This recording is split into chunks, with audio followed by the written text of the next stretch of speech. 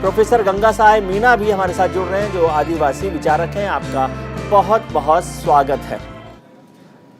Professor Ganga साहेब मीणा, आदिवासियों की बात तो सब सरकारें, सभी राजनीतिक दल करते हैं, लगातार चर्चाएं होती हैं, उनको नुमाइंदगी देने की बात होती है, लेकिन जो हिंदुस्तान का सर्वोच्च पद है, संवैधानिक पद जो है, कॉन्स्टिट्यूशनल हेड, उस पर 75 साल में कोई आदिवासी नहीं आया है। हालांकि उनकी आबादी के हिसाब से देखें तो 8% है, तो वो उनको इतनी राजनीतिक ताकत नहीं मिलती है।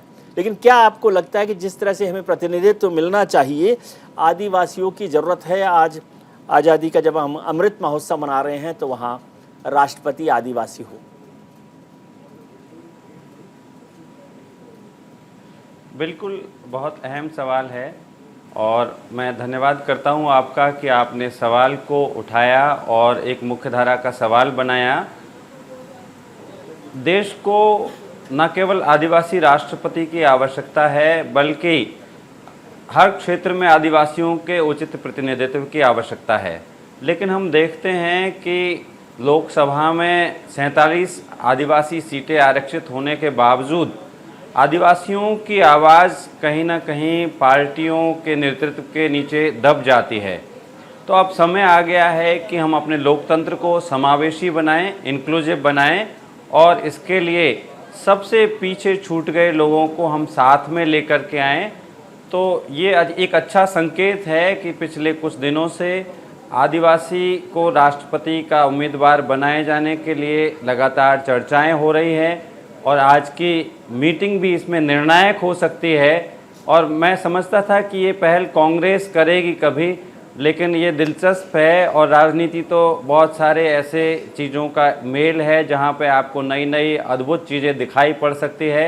ये दिलचस्प है कि एनडीए इस पर विचार कर रहा है कि देश में पहली बार कोई आदिवासी राष्ट्रपति हो, और अगर इस दिशा में फैसला लिया जाता है तो निश्चित तौर पर ये एक अच्छा संकेत होगा। जी प्रोफेसर मीणा, हमारे साथ नंद कुमार साय जुड़ गए हैं, जो भारतीय जनता पार्टी के नेता हैं, राष्ट्रीय अनुसूचित जनजाति आयोग के अध्यक्ष रहे हैं, लोकसभा और राज्यसभा दोनों जगह प्रतिनिधित्व किया है।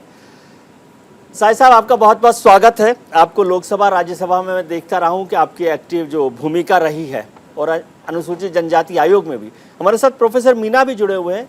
47 सीटें लोकसभा में हैं, एक रिजर्व सीट का पूरा कोटा है, लेकिन क्या आपको लगता है कि अब वक्त आ गया है कि राष्ट्रपति जैसे महत्वपूर्ण पद पर एक आदिवासी को पहुंचना चाहिए? और दूसरा, क्या इससे हालात बदलेंगे?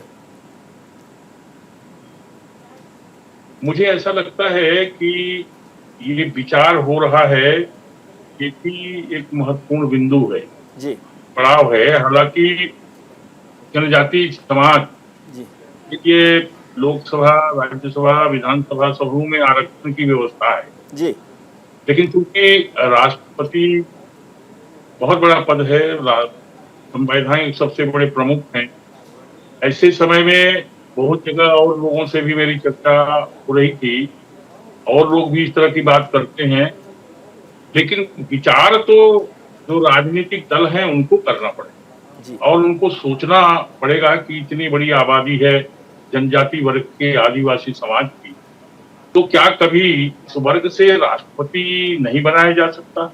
उस पद के लिए योग्य कैंडिडेट नहीं है कि क्या सोचते हैं? मुझे लगता है ये पहले तो इस पर विचार होना चाहिए कि अगर ऐसा राजनीतिक दल और एनडीए और बाकी जो अलग अलग दल हैं जी, वो सब इस पर विचार करें, तब जाकर के मामला आगे बढ़ सकता है। और करना विचार है राजनीतिक दलों को, जी, क्योंकि भारतीय जनता पार्टी या और जो दल हैं अलग अलग जगहों में मिले हुए हैं, वो चर्चा कर सकते हैं। जनजाति वर्ग तो अपना एक जगह में है, अपना काम कर रहा है, अपनी स्थिति को बनाया हुआ है, लेकिन कोई तय करने का काम जो है दल ही कर सकते हैं और वहीं इसका विचार हो सकता है। साय साहब, आपने बहुत लंबी पारी भारतीय जनता पार्टी के साथ और राजनीतिक दलों के साथ खेली है जी। अब आप मुझे कहें कि राजनीतिक दल कर सकते हैं, आप जानते हैं कि राजनीतिक दल किस आधार पर फैसला करते हैं? क्या उस खांचे में आदिवासी फिट होते हैं आज? मुझे लगता है कि देखिए जनजाति वर्ग से भी बहुत सारे लोग हैं जी जो अच्छा काम किए हैं, बड़े-बड़े पदों में रहे हैं और विधान बने लोकसभा, राज्यसभा में मंत्री रहे हैं जी और भी अलग-अलग प्रकार के जो प्रतिष्ठान हैं, उनमें भी रह कर के काम किए हैं। इसलिए मैं समझता हूँ उस खाँचे में जनजाति वर्ग का व्यक्ति तो रहने लायक की स्थिति में है। वैसी योग्यता को धारण करने वाला व्यक्ति हमारे देश में है, मुझे ऐसा लगता है।